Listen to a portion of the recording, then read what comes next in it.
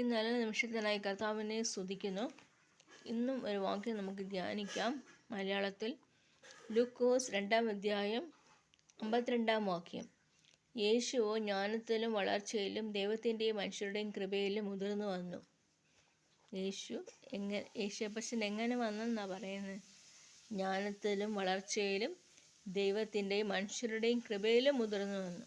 മനുഷ്യരുടെ ഇടയിലും ഒരു കൃപ, ദൈവത്തിൻ്റെ മുൻപിലും കൃപ. നമ്മുടെ ജീവിതത്തിൽ അത് വേണം. മനുഷ്യരുടെ മുൻപാകവും ദൈവത്തിൻ്റെ മുൻപാകവും ഒരു പ്രീതി അല്ലെങ്കിൽ ഒരു കരുണ ലഭിക്കുവാൻ നമുക്ക് സാധിക്കട്ടെ. യേശുപ്പച്ചൻ എങ്ങനെ വളർന്നു? യേശുപ്പച്ചൻ വളർന്ന യേശു ജ്ഞാനത്തിലും വളർച്ചയിലും, ജ്ഞാനത്തിൽ പെരുകി വന്നു. യേശുപ്പച്ചൻ ലോകത്ത് വന്നപ്പോൾ ജ്ഞാനത്തിൽ പെരുകി വന്നു.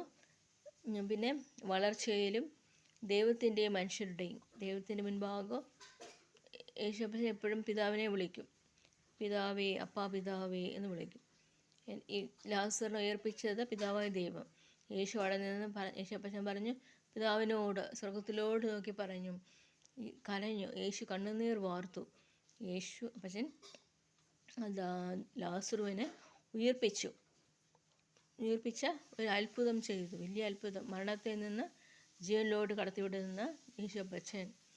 അതുകൊണ്ട് നമ്മുടെ ജീവിതത്തിലും അത്ഭുതങ്ങളും അടയാളങ്ങളും യേശുപ്പച്ചൻ ചെയ്യും. എപ്പോഴാണ് ചെയ്യുന്നത്?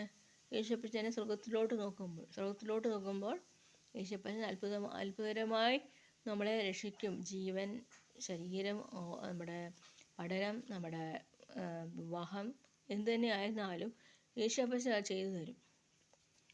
യേശുപ്പച്ചൻ ജ്ഞാനത്തിലും വളർച്ചയിലും മനുഷ്യരുടെയും കൃപയിലും മുതിർന്നു വന്നു.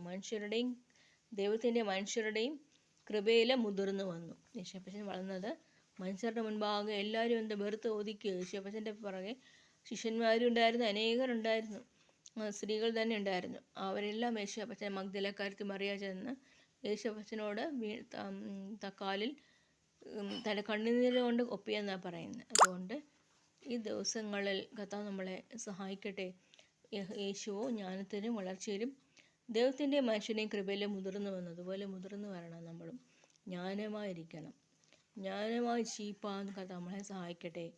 നമ്മുടെ വളർച്ചയിലെല്ലാം യേശുപ്പച്ചൻ കൂടെയുണ്ട്. യേശുപ്പച്ചൻ നമ്മളെ കരുതുന്ന കർത്താവ്. യഹോവ ഈരെ, കരുതുന്ന കർത്താവ്. യഹോവ റാഫ, യഹോവ ഷമ്മ.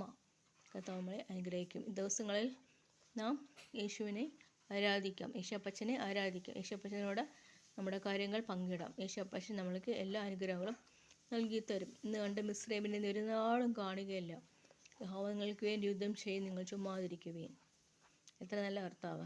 യേശുപ്പച്ചനെ വിളിക്കുന്നവർക്ക് അനുഗ്രഹം ഉണ്ട്. അനേക കഷ്ടതകൾ, പ്രയാസങ്ങളുണ്ട്. അത് യേശുപ്പച്ചൻ വിടുവിക്കും. യേശുപ്പച്ചൻ എങ്ങനെ വളർന്നെന്നാണ് പറയുന്നത്? ലൂക്കോസ് 2:52. യേശുവോ ജ്ഞാനത്തിലും വളർച്ചയിലും ദൈവത്തിൻ്റെ മനുഷ്യരുടെയും കൃപയിലും മുതിർന്നു വന്നു. ആമീൻ, ആമീൻ.